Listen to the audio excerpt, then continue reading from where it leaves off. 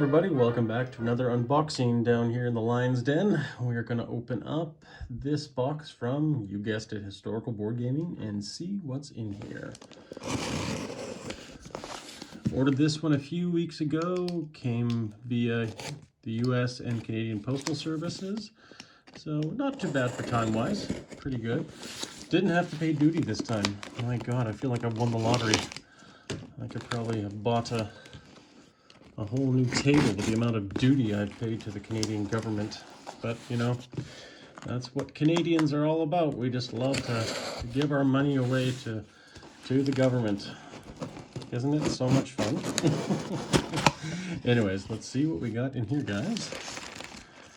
So, we have some cool stuff. I'm pretty sure we do. Take everything out here. That's it. Perfect. All right. So what do we have? Well, we have these Scottish Jacks for Scotland. I can only think of maybe adding Scotland onto the Scotland territory there, just to give a bit of nationalism to the Scots and a little bit more flavor to the United Kingdom. So I really only needed one of these, but I ended up getting a set of them. I also ended up getting some more flight stands. Field Marshal flight stands. I really enjoy using these for my VBR games and just other flight stands in general.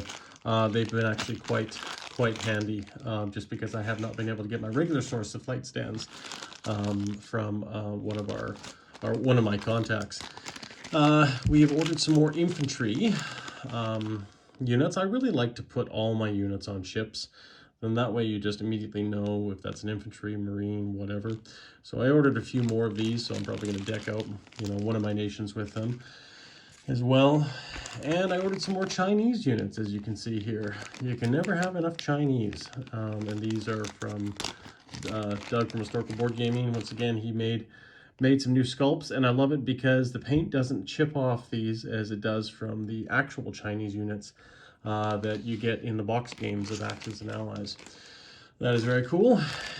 And since my victory in Brazil, I need some more Brazilian Randalls, so I figured I'd order some of those to keep track of income once I go to war with a major power for that game in Operation Crimson Tide. What else do we have?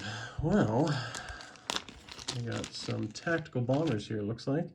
I think these are the Helldivers. It looks like a Helldiver, I'm pretty sure, which is a great naval tactical unit you can use for the Midway games as well, but just adds a bit more flavor to your tactical bombers. So that's great. I'm really excited about that. Once again, more flight stands. What do we got here? Ah, yes.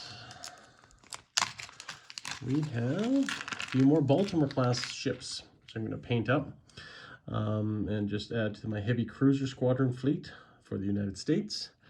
And I ordered some more of these tactical bombers for the Chinese.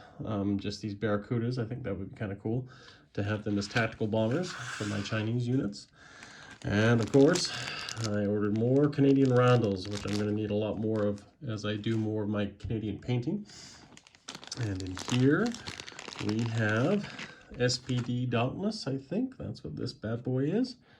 Looks really cool. Just love the 3D printed. Just a little bit more detail. Just makes everything look so much better, especially for the Americans. And once again, you can use that for the Midway game. And what do we got here? Ooh, B-2 bombers. These inevitably probably are going to be fun to use in, well, one or two of the 2025 or 1985 global games once they get released, which I'm hoping sometime this year might happen. So that is nice to have those. Doug printed a few of those up with a different resin. And in this we have, wait for it, oh, these are Mustangs, P-51D Mustangs 3D printed. I like those. Those are going to be great to paint up as another variant of my American fighters. And what do we got here? More Chinese. I think one of these bags is the Communist and one of these bags is the KMT. I'm pretty sure. The sculpt variant is relatively, similar in many ways. But yeah. And we have, looks like in here, the Italian, I think, yeah, these are the Italian tactical bombers. That's actually really nice. They look great. Pretty sure this is the Italian tactical bomber. The name escapes me right now, but pretty sure that's all that's in there. I always have fun with the Italians. If only they had more money. You know what I mean? It'd be so much more fun to build all sorts of variants of units.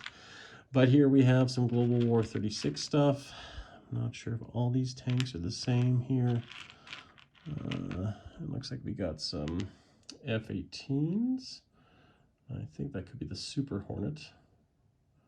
Or actually, no, I think that almost looks like a MiG-29. I'll have to look into that one. Interesting. And then, of course, then we have these tanks here, which I believe are the Russian, for the Soviet Federation, or the Soviet Federation, for the Russian Federation, rather. So I think that bag might just have Russian units in there. And what we got here? We have, oh yes, this is a NATO plane.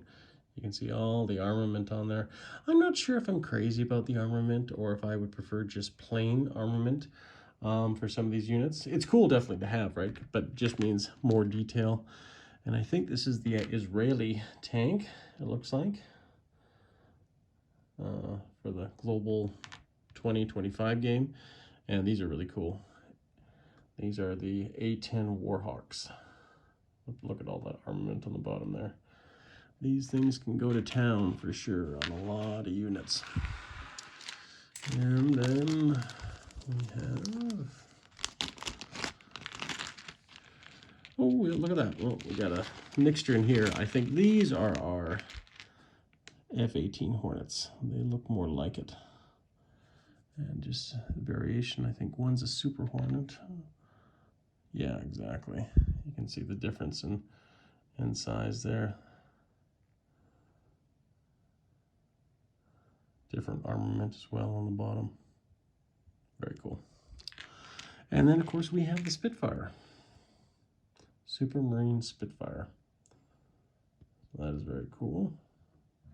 Just add a little bit more realism to the British units.